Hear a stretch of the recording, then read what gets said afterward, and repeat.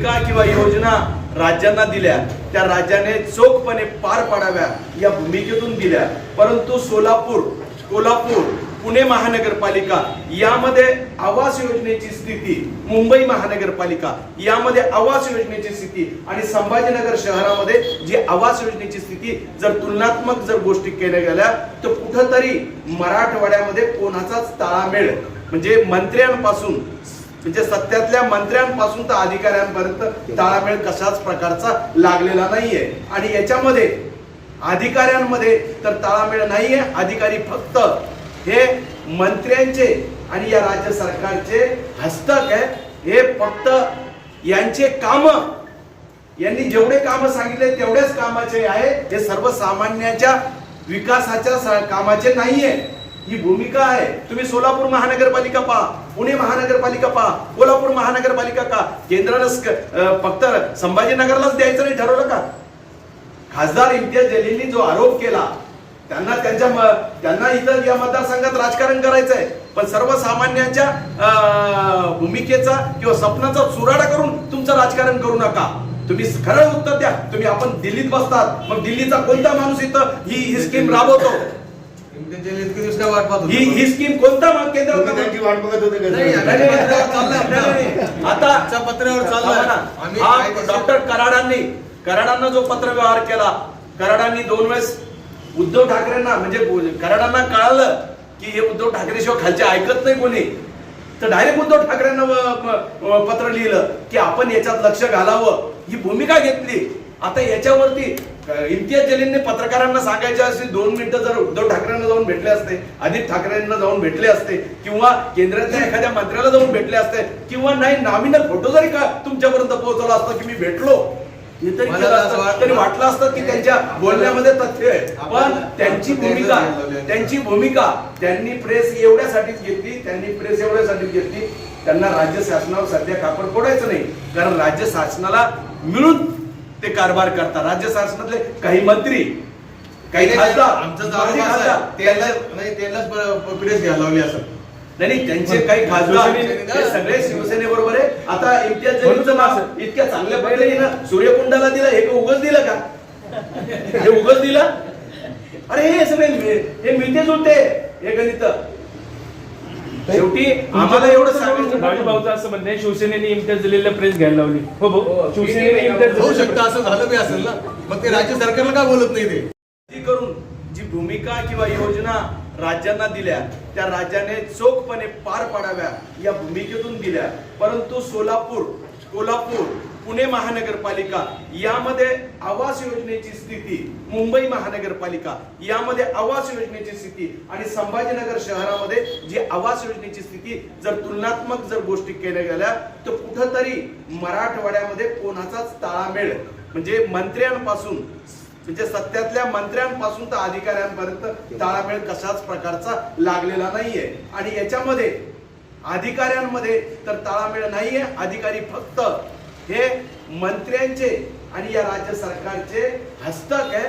हे फक्त यांचे काम, यांनी जेवढे काम सांगितले तेवढेच कामाचे आहे, हे सर्वसामान्यांच्या विकासाच्या कामाचे नाहीये। ही भूमिका आहे। तुम्ही सोलापूर महानगरपालिका पहा, पुणे महानगरपालिका पहा, कोल्हापूर महानगरपालिका का केंद्रानं फक्त संभाजीनगरलाच द्यायचं नाही ठरवलं का? खासदार इम्तियाज जलीलनी जो आरोप केला त्यांना इथं या मतदारसंघात राजकारण करायचं आहे, पण सर्वसामान्यांच्या भूमिकेचा किंवा स्वप्नाचा चुराडा करून तुमचं राजकारण करू नका। तुम्ही खरं उत्तर द्या। तुम्ही आपण दिल्लीत बसतात, मग दिल्लीचा कोणता माणूस इथं ही स्कीम राबवतो? ही स्कीम कोणता केंद्रात वाट बघत होते? आता पत्रावर चालला डॉक्टर कराडांना जो पत्रव्यवहार केला, कराडांनी 2 वेळेस उद्धव ठाकरेंना म्हणजे कराडांना कळालं की हे उद्धव ठाकरे शिवाय खालचे ऐकत नाही कोणी, तर डायरेक्ट उद्धव ठाकरेंना पत्र लिहिलं की आपण याच्यात लक्ष घालावं, ही भूमिका घेतली। आता याच्यावरती इम्तियाज जलीलने पत्रकारांना सांगायचे असे 2 मिनिटं जर उद्धव ठाकरेंना जाऊन भेटले असते, आदित्य ठाकरेंना जाऊन भेटले असते किंवा केंद्रातल्या एखाद्या मंत्र्याला जाऊन भेटले असते किंवा नाही नॉमिनल फोटो जरी का तुमच्यापर्यंत पोहोचवला असतो की मी भेटलो, हे तरी मला केलं असं असतं. वाटतं- तरी वाटलं असतं की त्यांच्या बोलण्यामध्ये तथ्य आहे, पण त्यांची भूमिका त्यांनी प्रेस एवढ्यासाठीच घेतली, त्यांना राज्य शासनावर सध्या कापड फोडायचं नाही, कारण राज्य शासनाला मिळून ते कारभार करतात. राज्य शासनातले काही मंत्री, काही खासदार, आमचं माजी दावा खासदार, त्यालाच प्रेस घ्यायला लावली असं. नाही त्यांचे काही खासदार ते सगळे शिवसेनेबरोबर आहे. आता इम्तियाज जलीलचं नाव इतक्या चांगल्या पद्धतीनं सूर्यकुंडाला दिलं, हे उगाच दिलं का? हे उगाच दिलं? अरे हे सगळे हे मिळते जुळते हे गणित. शेवटी आम्हाला एवढं सांगायचं, राजू भाऊचं असं म्हणणं आहे, शिवसेनेने इम्तियाज जलीलला प्रेस घ्यायला लावली. हो भाऊ, शिवसेनेने इम्तियाज होऊ जलीलला शकतं, असं झालं बी असेल ना, मग ते राज्य सरकारला का बोलत नाही ते? प्रशासन जागा मिळू देत नाही, त्यामुळे योजना पार लवकर त्वरित होत नाही. काय म्हणणं आहे तुमचं नेमकं की प्रशासन या ठिकाणी उदासीन आहे? खरं तर 2019मध्ये 9 मार्च 2019मध्ये माननीय देवेंद्र फडणवीस साहेब मुख्यमंत्री होते या राज्याचे. त्यावेळेस त्यांनी तात्काळ त्यावेळेसचे कलेक्टर उदय चौधरी यांना आदेश दिले की महानगरपालिकेला जागा उपलब्ध करून द्या प्रधानमंत्री आवास योजनेसाठी. त्यांनी 9 मार्च 2019ला जागा उपलब्ध करून दिली. महानगरपालिकेने ती जागा ताब्यात घेतली. महापालिकेने त्याचं रिसर जे काही महसूल भरावा लागतो 2 लाख रुपये काही ते भरलेले आहे. त्याच्यानंतर 7/12वर सुद्धा महानगरपालिकेचं आणि प्रधानमंत्री आवास योजनेचं नाव लागलेलं आहे. त्यानंतर जागा 15/10/2019 रोजी विभागीय आयुक्त सुनील केंद्रेकर साहेब यांनी एक मीटिंग घेतली आणि त्या मीटिंगमध्ये त्यांनी सफारी पार्कसाठी ऑलरेडी सफारी पार्कसाठी तिथं 40 हेक्टर जमीन दिलेली आहे. आणखी ही 20 हेक्टर जमीन घेतली. आणखी तिथे 24 हेक्टर जमीन शिल्लक असताना सुद्धा ही 20 हेक्टर जमीन त्यांनी का घेतली आणि ती 20 हेक्टर जमीन घेतली आणि ती जमीन महापालिकेची रद्द केली आणि त्यानंतर रद्द म्हणजे अजून ती महापालिकेच्या नावावर पण ती 20 हेक्टर जमीन आणि 40 हेक्टर 60 हेक्टर जमीन अशी त्यांनी सफारी पार्कसाठी दिली आणि बाकी जमीन महानगरपालिकेला शोधायला सांगितली. महानगरपालिकेने जमीन 8 ते 10 ठिकाणी शोधून कलेक्टरला सांगितलं की ह्या 10 ठिकाणी जमीन बघितलेली, त्यातली आम्हाला एक जमीन दिली तर आम्ही आमचं घरकुल करू. मग महानगरपालिकेने पुन्हा अजून ABCD सुरू केली आणि 30 गाव आहेत ते गट नंबर 227 घटना त्यामध्ये त्यांनी जमीन बघितली. त्यावेळेस कलेक्टरने सांगितले की ती जमीन महापालिकेच्या हद्दीच्या बाहेर येते, परंतु महानगरपालिकेच्या हद्दीच्या बाहेर नसून महानगरपालिकेच्या क्षेत्राच्या प्रत्येकाच्या आतमध्ये असून ती NOC सुद्धा आम्ही मिळवली. त्यानंतर त्यांनी सांगितलं की ठीक आहे ती जमीन देता येईल. मग ती जमीन महापालिकेने तिथल्या अधिकाऱ्याला जाऊन ती मोजमाप करून घेतली. त्यानंतर ती जमीन देण्याचं आतापर्यंत नाव नाही. त्यानंतर 25/1/2021ला पालकमंत्र्यांनी जिल्हा नियोजनची मीटिंग घेतली. त्या मीटिंगमध्ये पालकमंत्र्यांनी सांगितलं की जमीन महानगरपालिकेला न देता ही म्हाडाला देण्यात यावी. 25/1/2021 ते आज 2 फेब्रुवारी 2022 1 वर्ष 1 महिना झाला आहे. अजूनही जमीन ती महानगरपालिकेला नाही आणि म्हाडाला पण नाही. मुळात सांगायचं तात्पर्य एवढंच आहे की यामध्ये पालकमंत्री आणि कलेक्टरची काहीतरी याच्यामध्ये मिलीभगत आहे किंवा याच्यात पर्सनल इंटरेस्ट आहे.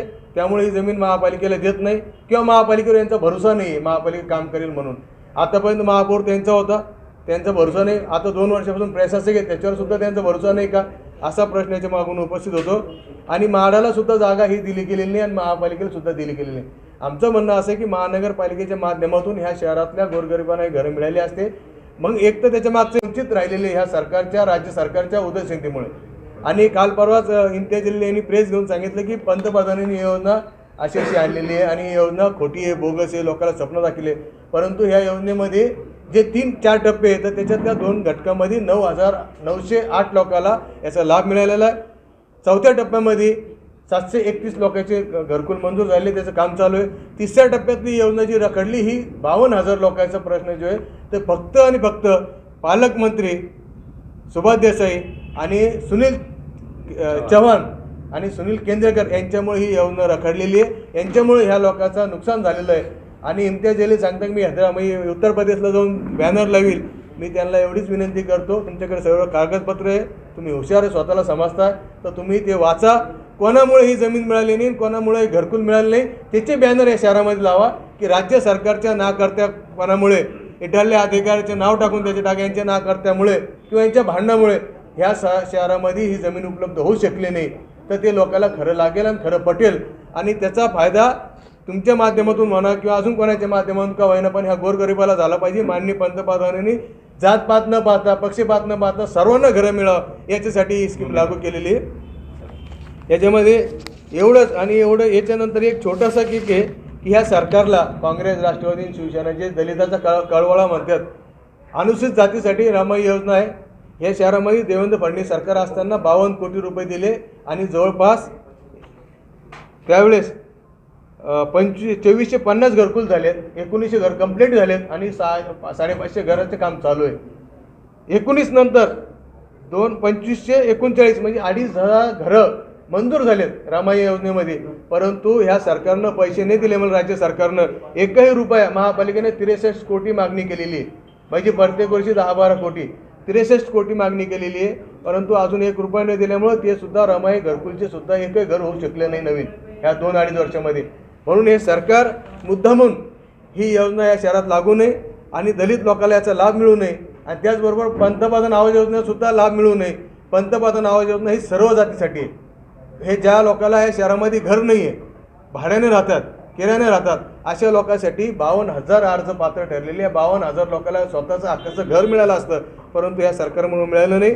म्हणून ह्या सरकारने, जसं आमचे अध्यक्ष संजय बोकेनेकरांनी सांगितलं की जर 8 दिवसामध्ये निर्णय घेतला नाही, आमची मागणी अशी आहे की आता इकडं तिकडं जागा न बघता मिठमिठ्यातली जी 20 हेक्टर जमीन महापालिकेला दिली होती तिच्यावर आज बी 7-12 महापालिकेचं आहे, ती जागा ताबडतोब कलेक्टरला सांगून तिकडे घरकुलची योजना महापालिकेला ड्रीम प्रोजेक्ट असलेल्या घरकुल जो काय आरोप केला त्याबद्दल तुमचं नेमकं काय म्हणणं आहे? राज्य सरकार ही घरकुल योजना महाराष्ट्रात राबवण्यास इच्छुक नाही.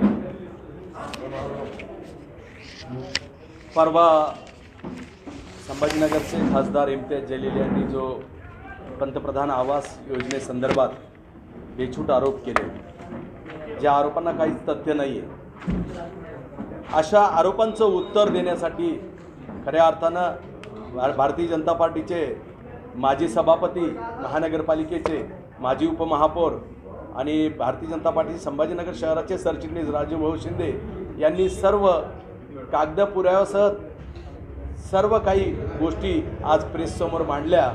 परंतु मी त्या आकडेवारीत जात नाही आणि त्यांनी जे पुरावे आज सादर केले त्यातही मी बोलत नाहीत. राजू शिंदे यांनी सर्व प्रेससमोर मांडलं. पण एकच सांगेल की या राज्यामध्ये पंतप्रधान आवास योजना फक्त संभाजीनगर शहरापुरती नाही आहे. या राज्यातल्या प्रत्येक महानगरपालिका, नगरपालिका, स्थानिक स्वराज्य संस्थांसाठी या योजनेचा लाभ आहे. या योजनेचा लाभ वेगवेगळ्या शहरामध्ये वेगवेगळ्या पद्धतीने, योग्य पद्धतीने त्या ठिकाणी घेतला गेलेला आहे. परंतु महानगरपालिकेच्या, संभाजीनगर महानगरपालिकेमध्ये ही योजना अडगळीत पाडण्याचं काम राज्य सरकारच्या मंत्र्यांनी आणि राज्य सरकारच्या मंत्र्यांच्या हस्तक असलेले महानगरपालिका आयुक्त, जिल्हाधिकारी आणि विभागीय आयुक्त यांनी हा डाव की या मराठवाड्यामध्ये सर्वसामान्याची कुचंबना करून केंद्रावर कसं खापर फोडता येईल आणि त्यांचे तिसरे हस्तक म्हणून MIMचे संभाजीनगरचे खासदार, त्यांच्या नेहमी मदतीला धावून जाणारे इम्तियाज जलील या केंद्रातले खासदार असून केंद्रातल्या स्कीमची पूर्ण माहिती नसताना राज्य केंद्राच्या स्कीमबद्दल आत्तापर्यंत काय केलं याची माहिती न घेता बेछूट आणि तथ्यहीन आरोप करण्याचं काम केलं. फक्त ते आरोप करण्याचं काम करतात, करण्याचं कधीच काम करत नाही. हां, त्यांनी कोणत्या केंद्रातल्या मंत्र्याला जाऊन भेटले, कलेक्टरची स्वतंत्र बैठक ते लावू शकतात, जसं माझे खासदार नेहमी बैठक लावत होते कोणत्याही छोट्या गोष्टीसाठी. पण हा खासदारांनी कधीच कोणाची बैठक लावली नाही. सर्वसामान्य फक्त केंद्रातल्या सरकारला बदनाम करण्याचं, विड्या उचलण्याचं काम या राज्य सरकारबरोबर इम्तियाज जलीलने घेतलेलं आहे. यामध्ये अपयश राज्य सरकारचं आहे. आम्ही आज पेपरद्वारे दाखवलं आहे की आम्ही किती पत्रव्यवहार केला, यांना साधी जागा मिळत नाही. मी तुम्हाला सांगतो या योजनेचा लाभ आहे. या योजनेचा लाभ वेगवेगळ्या शहरामध्ये वेगवेगळ्या पद्धतीने, योग्य पद्धतीने त्या ठिकाणी घेतला गेलेला आहे. परंतु महानगरपालिकेच्या, संभाजीनगर महानगरपालिकेमध्ये ही योजना अडगळीत पाडण्याचं काम राज्य सरकारच्या मंत्र्यांनी आणि राज्य सरकारच्या मंत्र्यांच्या हस्तक असलेले महानगरपालिका आयुक्त, जिल्हाधिकारी आणि विभागीय आयुक्त यांनी हा डाव की या मराठवाड्यामध्ये सर्वसामान्याची कुचंबना करून केंद्रावर कसं खापर फोडता येईल आणि त्यांचे तिसरे हस्तक म्हणून MIMचे संभाजीनगरचे खासदार त्यांच्या नेहमी मदतीला धावून जाणारे इम्तियाज जलीली या केंद्रातले खासदार असून केंद्रातल्या स्कीमची पूर्ण माहिती नसताना राज्य केंद्राच्या स्कीमबद्दल आत्तापर्यंत काय केलं याची माहिती न घेता बेछूट आणि तथ्यहीन आरोप करण्याचं काम केलं. फक्त ते आरोप करण्याचं काम करतात, करण्याचं कधीच काम करत नाही. हां, त्यांनी कोणत्या केंद्रातल्या मंत्र्याला जाऊन भेटले? कलेक्टरची स्वतंत्र बैठक ते लावू शकतात, जसं माझे खासदार नेहमी बैठक लावत होते कोणत्याही छोट्या गोष्टीसाठी. पण हा खासदारांनी कधीच कोणाची बैठक लावली नाही. सर्वसामान्य फक्त केंद्रातल्या सरकारला बदनाम करण्याचं, विडा उचलण्याचं काम या राज्य सरकारबरोबर इम्तियाज जलीलने घेतलेलं आहे. यामध्ये अपयश राज्य सरकारचं आहे. आम्ही आज पेपरद्वारे दाखवलं आहे की आम्ही किती पत्रव्यवहार केला, यांना साधी जागा मिळत नाही. मी तुम्हाला सांगतो, जवळजवळ 42% जागा आमच्या अतिक्रमित आहे आणि आजही कित्येक जागा आमच्याकडे आहे, परंतु जागा नाही द्यायच्या यांचं ठरलेला डाव आहे. केंद्राला बदनाम करता येईल, सर्वसामान्याचं नाव घेऊन बदनाम करता येईल याचं षडयंत्र या सर्व टोळीनं आखलेलं आहे. यांचा कोणताच ताळामेळ नाही आहे. याच्यात पोळी भाजून घेण्याचं काम इम्तियाज जलील करताय चांगल्या प्रकारे, कारण त्यांना वाटतं माझा मतदारसंघात मी केंद्राच्या विरुद्ध ओरडलेलं. पुढं आता तर हे आमची सुरुवात झाली आणि बऱ्याच जणांचं म्हणणं आहे की आम्ही काय केलं. आम्ही डॉक्टर भागवत कराड आमचे मंत्री आहेत, त्यांच्यामार्फत उद्धव ठाकरेंना पत्र दिलं आणि आताही जर सर्वसामान्याची कुचंबना यांनी चालवली तर रस्त्यावर उतरण्याचं काम आम्ही यावेळेत करणार आहोत. आता करोनाच्या भीतीला आम्ही बरेचसे आंदोलनाने या सरकारच्या या अपयशीच्या ज्या गोष्टी घडल्या त्याच्या विरुद्ध आंदोलन आम्ही करायचं थांबवलं करोनामुळं. पण आता आम्ही या घरकुलासंदर्भात पालकमंत्र्याला आणि कलेक्टरला आणि आयुक्ताला घेराव घालणार आहे. हे एकदा परत इकडे शहरात येणार आहे. त्या दिवशी DPDCची ज्या दिवशी बैठक असेल त्या